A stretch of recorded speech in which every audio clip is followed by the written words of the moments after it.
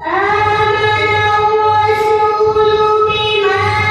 أنزل إليه من ربه والمؤمنون كل آمن بالله وملائكته وكتبه ورسله لا نفرق بين أحد من رسله وقالوا سمعنا وأطعنا ما شاء الله وأطعنا